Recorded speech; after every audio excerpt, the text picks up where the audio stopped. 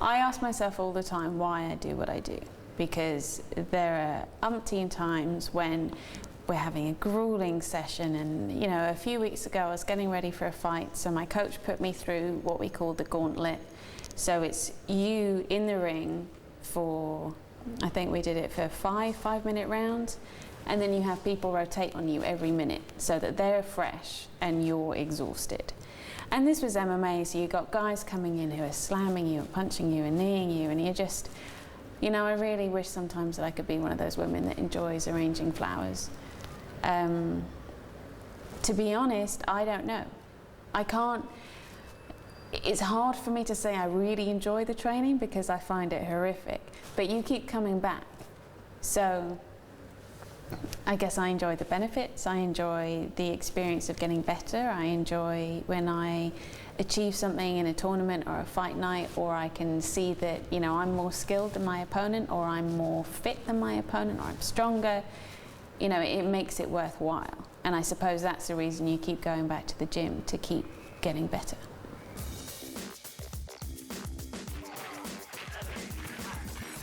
I loved training at the Hit Squad.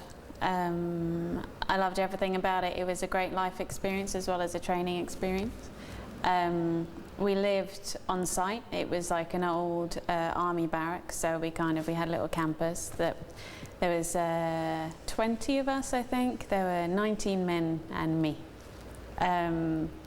So it was a little bit intimidating at first, but the guys were really supportive.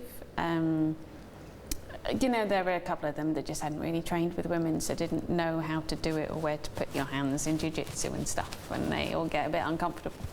But it was brilliant, and I love the fact that I was the only girl. I love the fact that I was the first girl who ever trained at the Hit Squad. And you know, Matt Hughes said to me that he didn't want me to be there. He wasn't happy about it. He didn't want anyone distracting his fighters, or you know, and he has a real work ethic. So I think, you know, with a little bit of stereotype, he didn't think that I would take it as seriously as the guys do. But by the end of it, he told me that, you know, I changed his opinion, and he was glad I was there, and you know, I was welcome back anytime I wanted to. So to have changed, you know, an opinion like that means a lot. And also just the experience of living as a fighter. We train 6-7 hours a day. You don't do anything else. You don't have a job. You don't have any other responsibilities. So you eat and sleep and train, and then eat and sleep and train, and that's your cycle. And it does get a little bit laborious sometimes, but the difference it made in my fighting was just incredible. The speed that you can develop when you're training that much, and you don't have to worry about getting up for a job or anything, is phenomenal.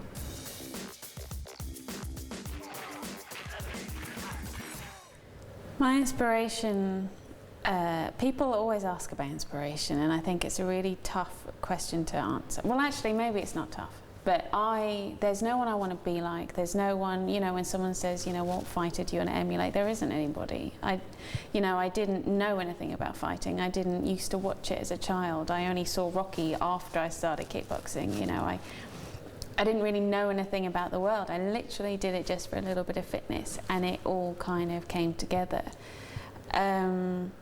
I think if I were to have an inspiration in terms of my attitude towards it, and the thing that drives me and keeps me going, would be from my mum. She hates what I do passionately, and she can't wait until I give it up, because she doesn't want to see a baby girl get injured, which is fine. So we agree not to talk about it. But you know, she's headstrong and confident, and she wouldn't let anybody tell her what she could do, what she couldn't do, and it was all about being the best that you can be.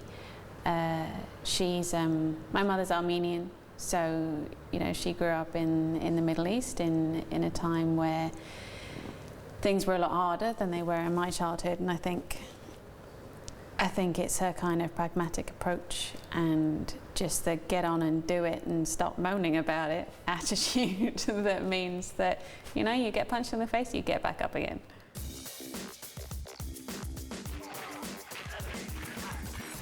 I've had a lot of them. I would say for me, kind of in terms of how I saw myself, was probably a fight I won earlier this year. It was in March, and I fought this girl, and it was interesting to see kind of my mental attitude towards it, because I trained really, really hard for the fight, but I just kind of assumed that I would lose, because I hadn't had that much MMA experience. She'd had a lot more experience than me.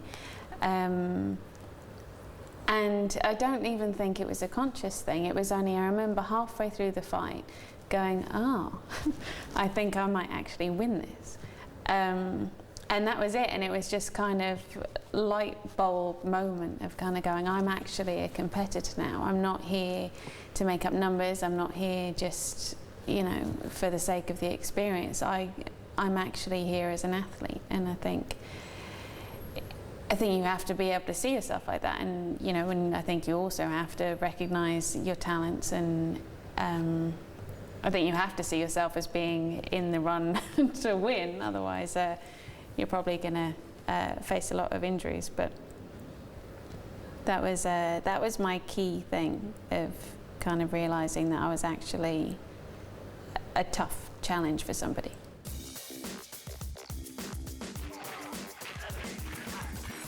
Injury-wise, I've been reasonably lucky. I haven't had anything that's lasted for too long.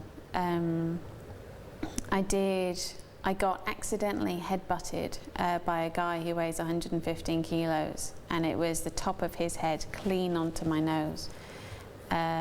So that sucked, because that was 2 weeks, I think, before my first ever MMA fight.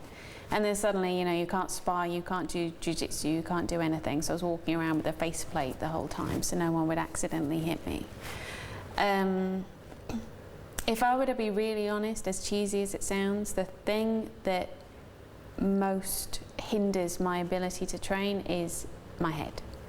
You know, if you've just come off a loss and you're feeling emotional, if you're tired, if you've had a bad day at work, if, you know, you've broken up with a boyfriend, if, you know, to get in the gym when you really don't feel like it, or you don't feel like it's worth it, or like I said, if you come off a loss and you just, you know, your ego's not with you, then the idea of going to a gym full stop, but going to a gym where someone's going to kick you in the head is very unappealing. So it's overcoming that is a huge challenge.